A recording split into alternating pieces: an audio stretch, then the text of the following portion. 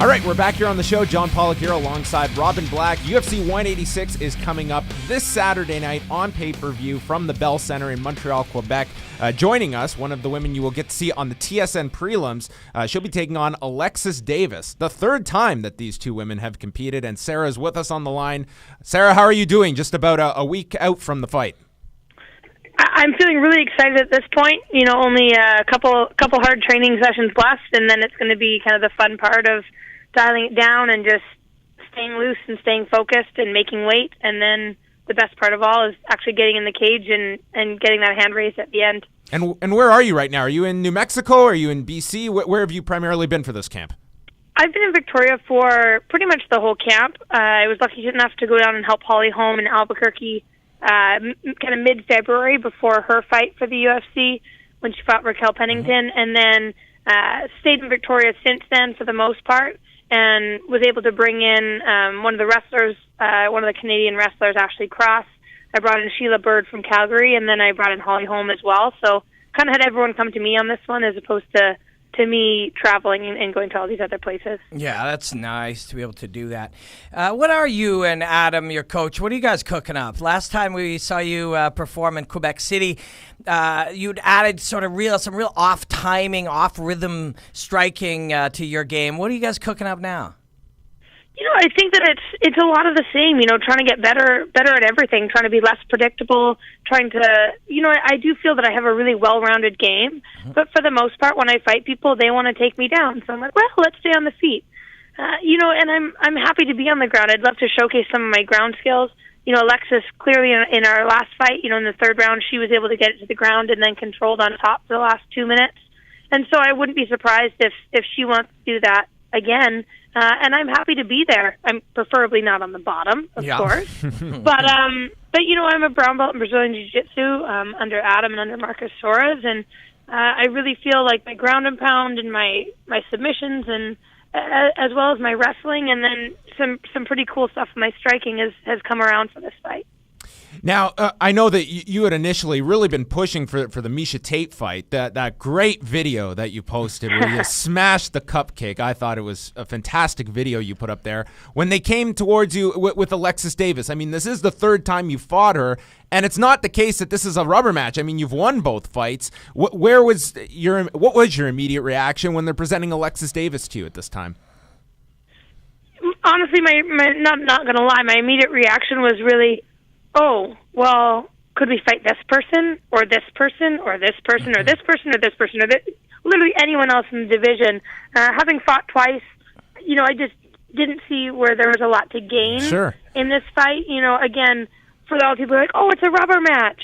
I'm like, well, rubber match implies that it's 1-1. This is just a third really good fight. And Alexis brings a good fight. Alexis is a tough opponent, you know, and coming off of a year off, you know, this is a fight where you're getting right into it. We've already been in the cage for almost 6 rounds. We know each other. We know each other's styles. And, of course, things change and everyone improves on different things and will bring different aspects to the fight.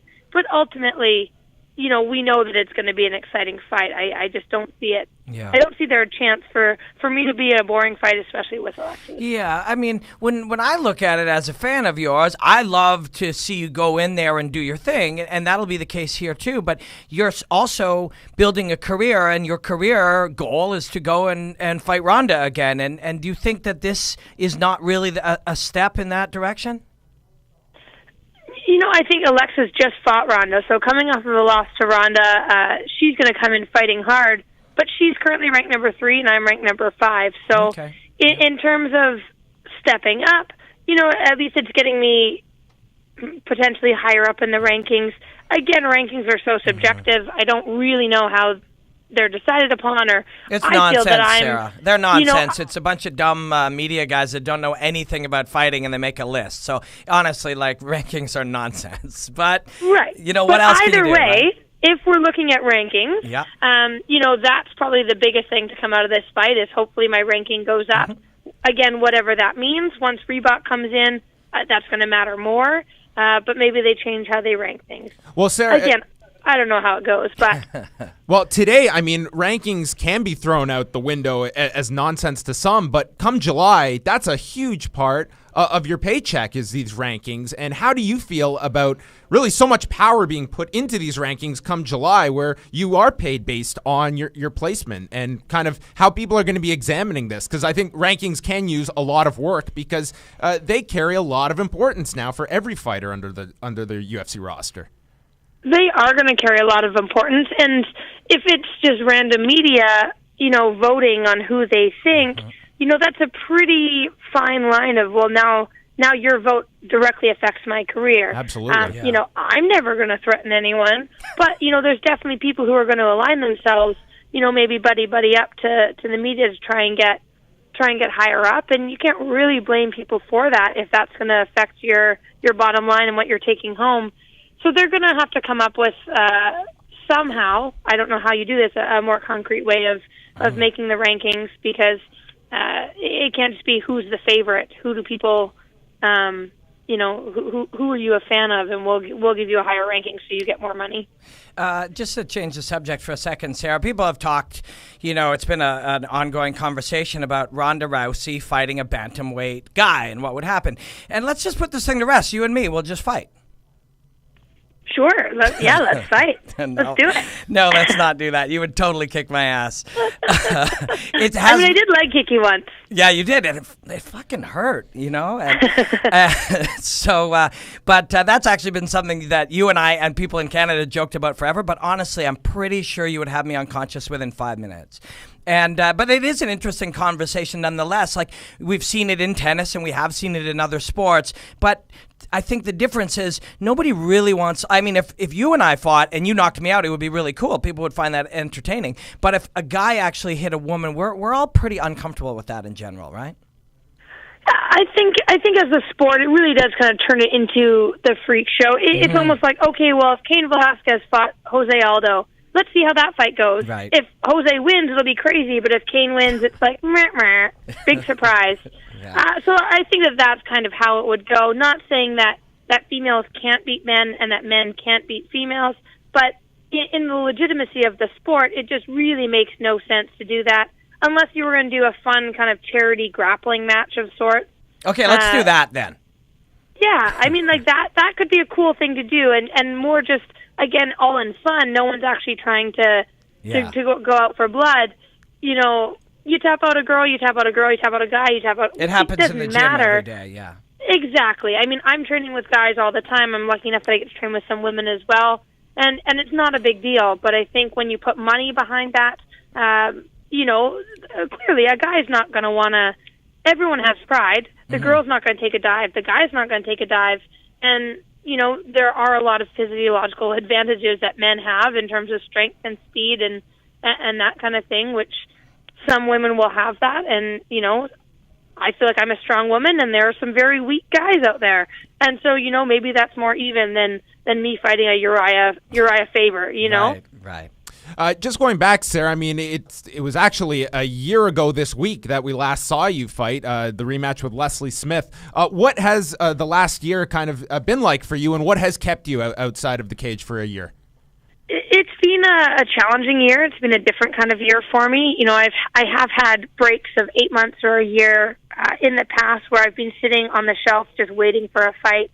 And in this instance, I did have a car accident a few weeks after the Leslie Smith fight. Right. And I really thought, after the car accident happened, I was like, oh man, I'm going to be out a couple weeks. And then, I kept going to see the physio, kept going to the doctor, and it was like, I still can't.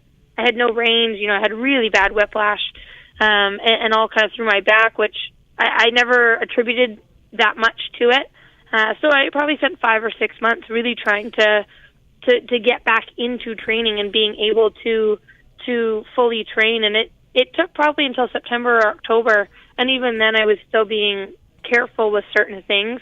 And then since then, when I was cleared to get back to full duty and just been waiting for for the fight to come up, and finally it's only 8 days away at this point. I'm glad to hear that you're fully healed, but when you go through something like that, does it make you kind of reflect on how short the career of a professional athlete can be, and how much one day your body won't do all the things you can now do, all the special things you can do in a cage you won't be able to do? Do you think about those things when you go through that? You kind of think, how long is this going to put me out for? Will I be able to come back from it? Luckily, I felt right away like, okay, this is just going to take time, but I'll be back. But that it could have gone, if it had been 2 seconds apart. Instead of me ending up hitting them, they could have T-boned me and they would have hit me directly. So, it really kind of does put perspective on how something so minute in life couldn't affect you so greatly. And I'm lucky enough that I don't have to think about that at this point, but it is a very, real possibility of, okay, well, make every training session count and make every fight count, and you really don't know how many more you're going to get if kind of something happens, whether it's in a fight, in training, or just walking down the street. Well, Sarah, we're very much looking forward to seeing you back in the octagon. It's coming up this Saturday night, UFC 186. It's not a rubber match. It's the Alexis Davis, Sarah Kaufman trilogy series. Yes. Coming up Saturday night, the TSN prelims kicking off at 8 Eastern from the Bell Center in Montreal. Sarah, all the best going into Fight Week. We will see you there, and thank you so much for the time.